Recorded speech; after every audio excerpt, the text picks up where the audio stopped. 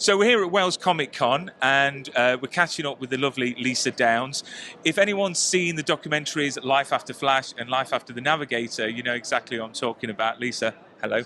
Hello, and I'm so glad we can chat in person as opposed to over Zoom. Yes, and I've got to say, the first documentary I saw that you made was Life After Flash, which, if you can see behind me, I don't know if you can get good old Here's something Sam Jones. We brought this in just for this interview. Yeah, Sam. good old Flash, and it was just awesome. It's just fantastic. I mean, the first question would be, what got you into making documentaries of all things? Well, I always enjoyed documentaries from back when I did a BA in TV production when I was at university, and I had to do a final project, and I decided to do a short documentary, which we happened to film in India. It was on this Tibetan children's village, and we interviewed the Dalai Lama's sister, and it was amazing. Wow. And I loved this, finding out, seeing the story kind of unfold as you go. You don't really know where it's going with the documentary, and I love the fact that you could just start filming and it's a bit more flexible than if you did something that was scripted. You know, you have actors and learning lines and rehearsals, and documentaries you can have more flexibility if you're indie. And so I really love the idea of doing feature documentaries, and then the opportunity to film Flash just came about by circumstance. I was talking to a friend and she had worked with him, and it just kind of found me. So I'd always wanted to do feature documentaries, and so Life After Flash was my first opportunity to do that.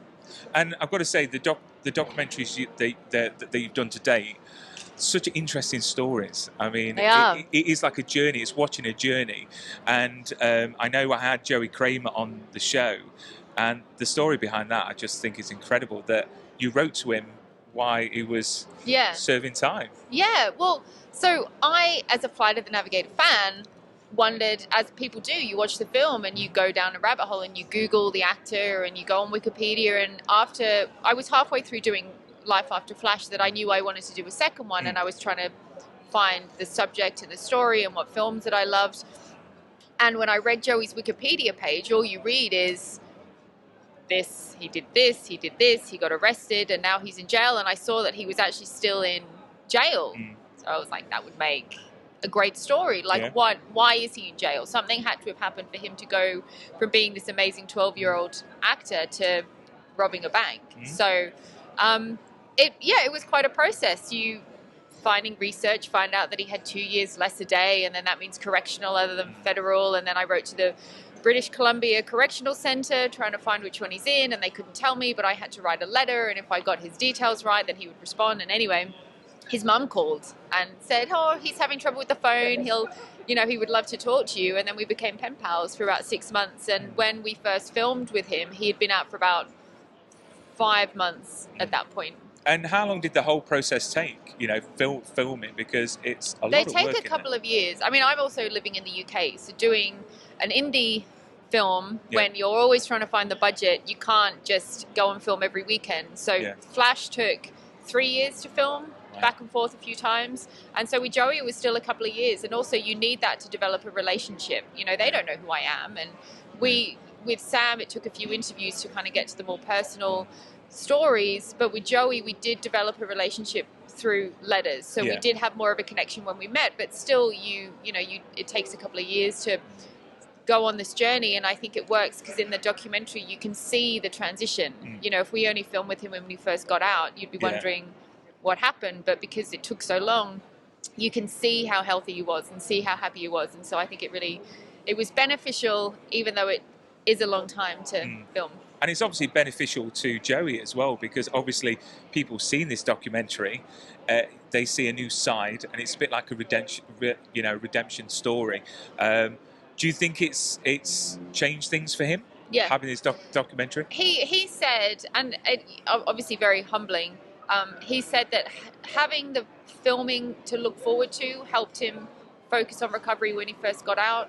He also felt like people had forgotten about the film and didn't really care, and it was just an 80s film that is on a VHS shelf now, and so he didn't realize so many people loved it.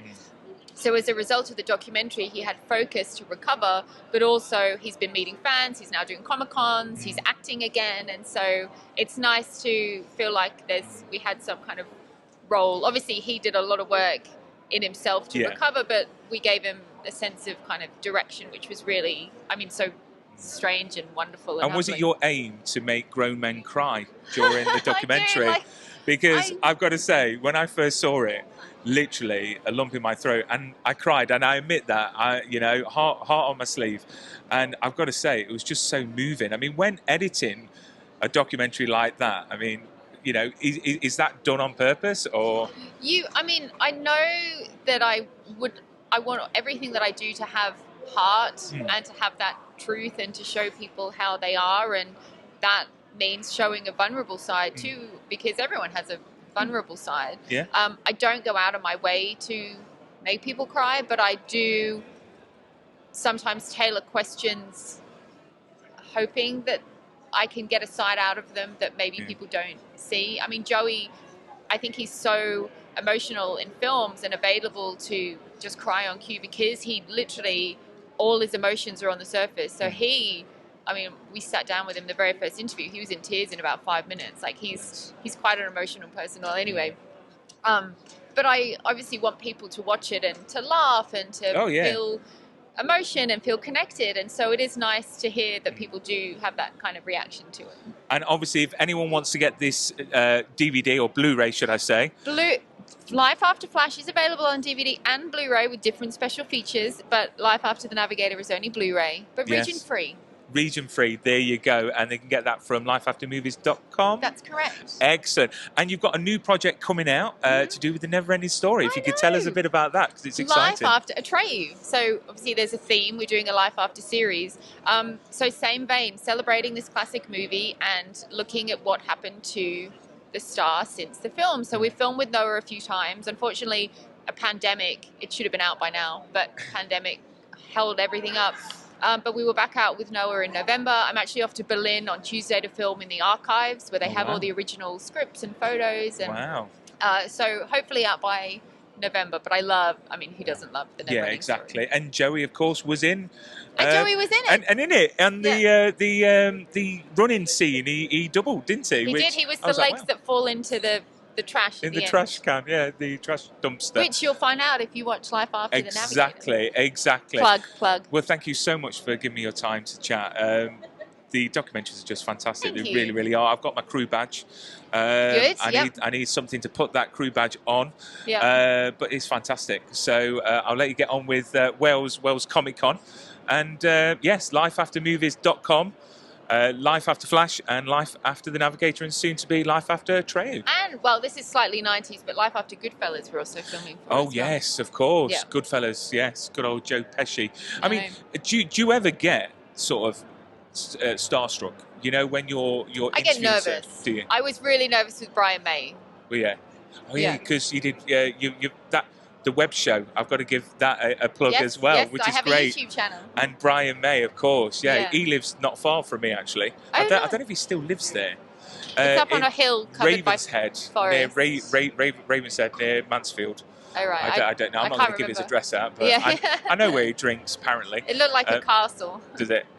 Well, it's Brian May, isn't it? Yeah. But thank you so much, Lisa. I'll let you get on with your day. Thank you.